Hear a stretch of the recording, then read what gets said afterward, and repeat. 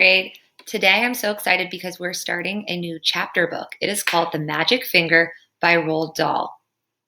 We'll be answering some questions about this book, so make sure you're paying attention.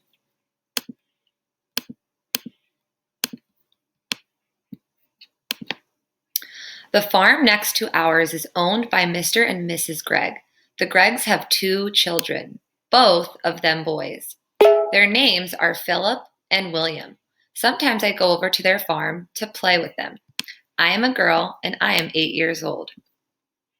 Philip is also 8 years old. William is 3 years older. He is 10. What? Oh, all right then. He is 11.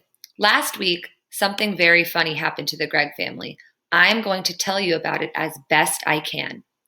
Now, the one thing that Mr. Gregg and his 2 boys loved to do more than anything else was to go hunting. Every Sunday morning, they would take their guns and go off into the woods to look for animals and birds to shoot. Even Philip, who was only 8 years old, had a gun of his own. I can't stand hunting. I just can't stand it. It doesn't seem right to me that men and boys should kill animals just for fun, the fun they get out of it. So I used to try to stop Philip and William from doing it. Every time I went over to their farm, I would do my best to talk them out of it, but they only laughed at me. I even said something about it once to Mr. Gregg, and he just walked on past me as if I wasn't there. Then one Sunday morning, I saw Philip and William coming out of the woods with their father, and they were carrying a lovely young deer. This made me so cross that I started shouting at them. Cross. I've never heard that word, but I'm going to try to keep reading to see if I can figure out what that means. The boys laughed and made faces at me, and Mr. Gregg told me to go home and mind my own P's and Q's. Well, that did it. I saw red, and before I was able to stop myself, I did something I never meant to do. I put the magic finger on all of them. Oh dear, I even put it on Mrs. Gregg, who wasn't there. I put it on the whole Gregg family. For months, I had been telling myself that I would never put the magic finger upon anyone again. Not after what happened to my teacher, old Mrs. Winter. Poor old Mrs. Winter. One day we were in class, and she was teaching us spelling. Stand up, she said to me, and spell cat. That's an easy one, I said. K-A-T. You are a stupid little girl, Mrs. Winter said. I am not a stupid little girl, I cried. I am a very nice little girl. Go and stand in the corner, Mrs. Winter said. Then I got cross. There's that word again.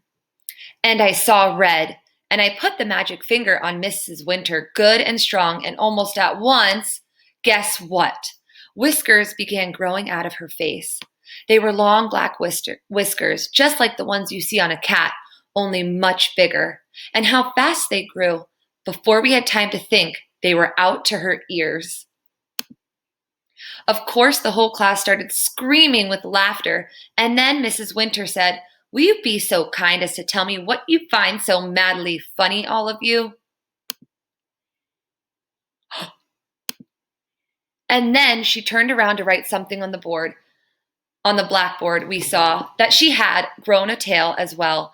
It was a huge, bushy tail. I cannot begin to tell you what happened after that, but if any of you are wondering whether Mrs. Winter is quite all right, again now, the answer is no, and she never will be. The magic finger is something I have been able to do all my life.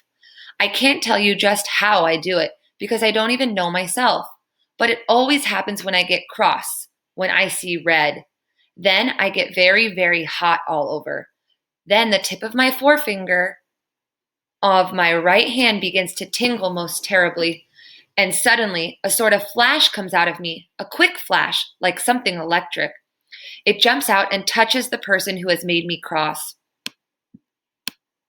And after that magic finger is upon him or her, things begin to happen. Well, the magic finger was now upon the whole of the Gregg family, and there was no taking it off again. I ran home and waited for things to happen. They happened fast. I shall now tell you that what those things were. I got the whole story from Philip and William the next morning after it was all over.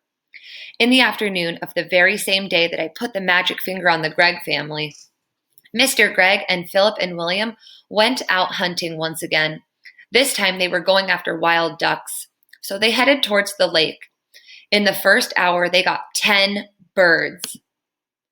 In the next hour, they got another 6. "What a day!" cried Mr. Gregg. "This is the best yet." He was beside himself with joy.